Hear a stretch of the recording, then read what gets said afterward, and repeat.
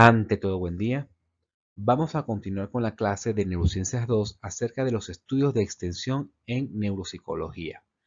Hay que tomar en cuenta que el estudio de extensión es muy amplio y vamos a enfocarnos principalmente en dos tipos de estudios, que son la neuroimagen y los test neuropsicológicos. Ambos componentes no pueden reemplazar a la clínica, ¿sí?, que hace el psicólogo o el profesional de la salud hacia los pacientes. Entonces hay que tomar mucho en cuenta que los estudios neuropsicológicos y la neuroimagen va a ser el fundamento de la clase de hoy. Hay dos tipos de estudios importantes para la clase de hoy, que son los test neuropsicológicos y la neuroimagen. Pero no son los únicos estudios que complementan con la clínica neuropsicológica. Está también el electroencefalograma, están los potenciales evocados, específicamente el auditivo y el visual para las discapacidades. Está también la polisonografía y los otros estudios que complementan con la clínica del paciente, ¿sí? Pero recuerden que para solicitar estos estudios, primero tiene que haber una evaluación clínica y el neuropsicólogo tiene que evaluar según el contexto qué tipo de test neuropsicológico hay que aplicar y qué estudios complementarios tiene a la mano. Si es una neuroimagen, un electroencefalograma, un potencial evocado, auditivo visual o una polisonografía para poder complementar la clínica, ¿sí? Pero como complemento, no suplanta el diagnóstico clínico por consulta. Entonces, en la clase de hoy vamos a abordar el test neuropsicológico y la neuroimagen.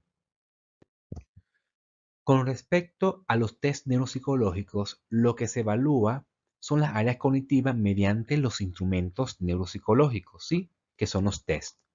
Entonces evalúa áreas como atención, función ejecutiva, memoria, lenguaje, pensamiento, abstracción, está también praxia y las habilidades motoras.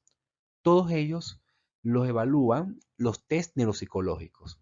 ¿Qué ocurre? Existen test neuropsicológicos de pesquisa que son cortos y evalúan la mayoría de estos test o de estas áreas cognitivas, ¿sí? Y existen test neuropsicológicos que evalúan la área cognitiva en específica. Por ejemplo, existen test neuropsicológicos que evalúan la atención, existen test neuropsicológicos que evalúan la memoria, otros la abstracción, pensamiento, entre otros, ¿sí?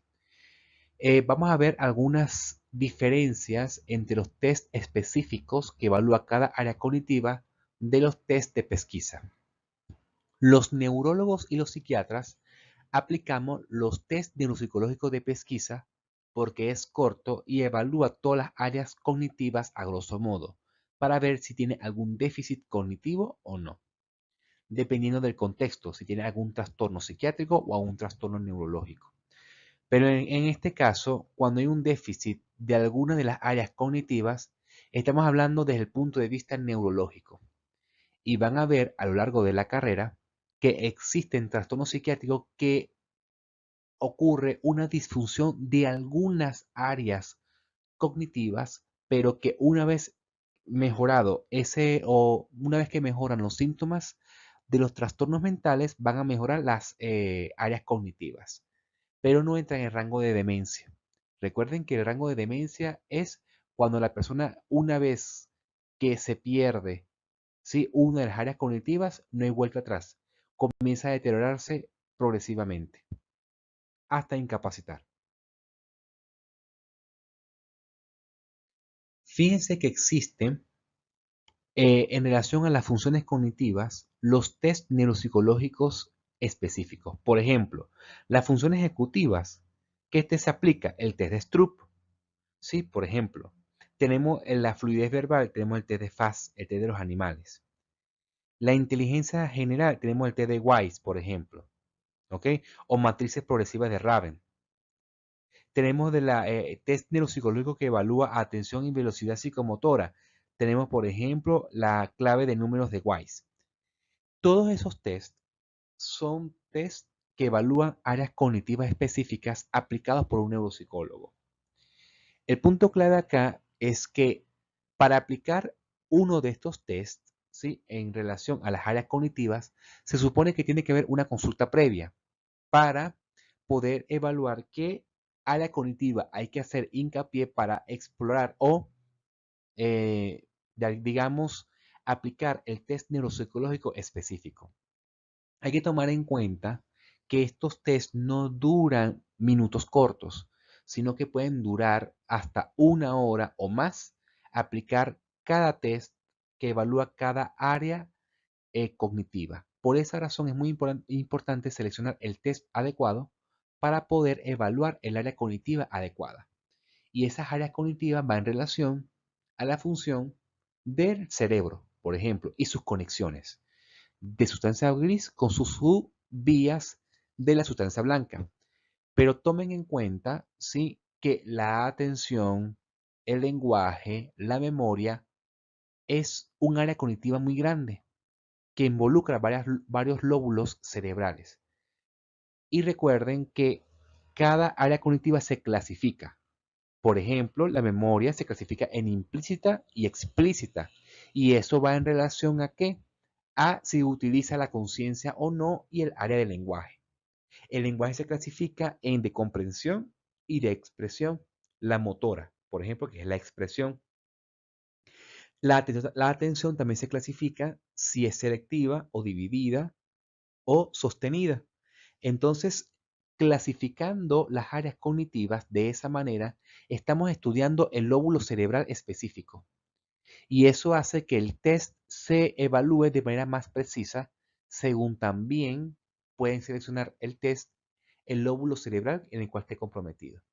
Entonces, para la selección del test va a involucrar la clínica, ¿sí? En la clínica se evalúa el área cognitiva que está afectada y el área cognitiva está afectada, hay que tratar de clasificarla para buscar el lóbulo cerebral del cual esté afectado y así, una vez que se aplique el test neuropsicológico apropiado, saber qué áreas específicas de la función cognitiva en específica se va a evaluar. Eso quiere decir qué área de la atención se va a evaluar, si la selectiva o la dividida, o la memoria que hay que investigar o estudiar es la memoria implícita o explícita, o si es de corto a largo plazo. ¿Ok? Entonces todo eso lo evalúa el test neuropsicológico específico del área cognitiva. Fíjense que existen baterías neuropsicológicas que no evalúan un área cognitiva per se, sino pueden evaluar de 2 o más áreas cognitivas. Y hay test neuropsicológicos que evalúan la patología directamente. Por ejemplo, existe una escala de evaluación de la enfermedad de Alzheimer. Eso quiere decir que evalúa, por ejemplo, memoria, lenguaje, praxia. ¿Sí? Existe otro test, por ejemplo, del CERAT, ¿sí? También para enfermedad de Alzheimer.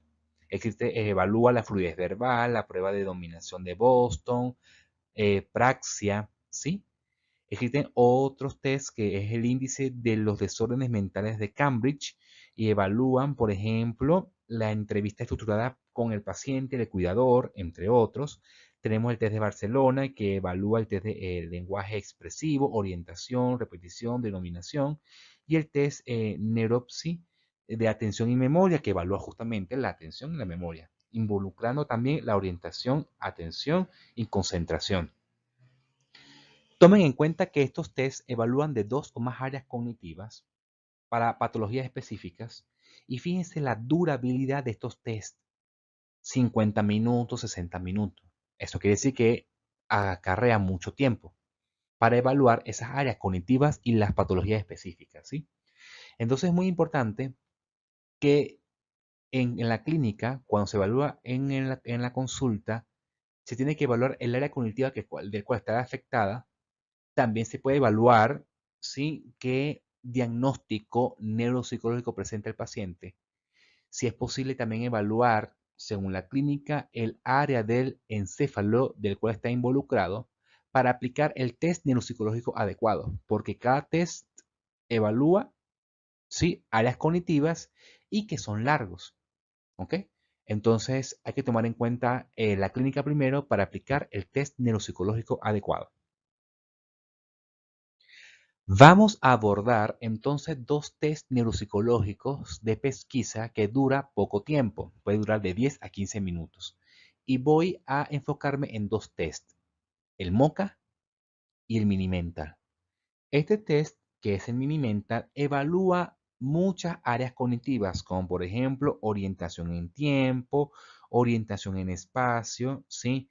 Tenemos registro de repetición y la memoria inmediata, atención y cálculo, evocación de la memoria, que anteriormente estaba en el registro, ¿sí? Tenemos el lenguaje como nominación, repetición, el orden de 3 comandos, lectura, escritura y copia. Fíjense que este test evalúa las áreas cognitivas a grosso modo. Y si está alterado una de ellas, entonces efectivamente se puede evaluar posteriormente por este test de pesquisa que hay un deterioro cognitivo y que ese deterioro cognitivo, ¿sí? Según el área cognitiva del cual está afectado por el test, es que se va a aplicar por parte del neuropsicólogo el test neuropsicológico de esa área cognitiva en específica. Tomen en cuenta, ¿sí? Que este test es de corta duración y que por ende es de pesquisa que lo puede aplicar un psiquiatra, un neurólogo, inclusive un psicólogo también. Hay que tomar en cuenta también que este test de Mini-Mental es un test que tiene la sensibilidad para detectar deterioros cognitivos bajos, ya que no evalúa áreas cognitivas específicas. Por ejemplo, si se dan cuenta, el test de Mini-Mental no evalúa funciones ejecutivas, ¿sí?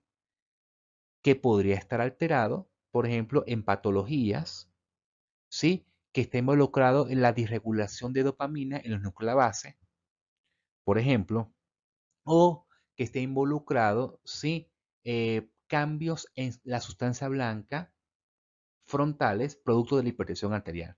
Por ejemplo, esos tipos de deterioros cognitivos no lo manifiesta el test de Minimenta y puede ser de que esas personas salgan con puntaje normal en el test de Minimenta. Se recomienda que inicialmente se aplique este test a los pacientes, ¿verdad? Cuando tiene alguna sospecha de deterioro cognitivo.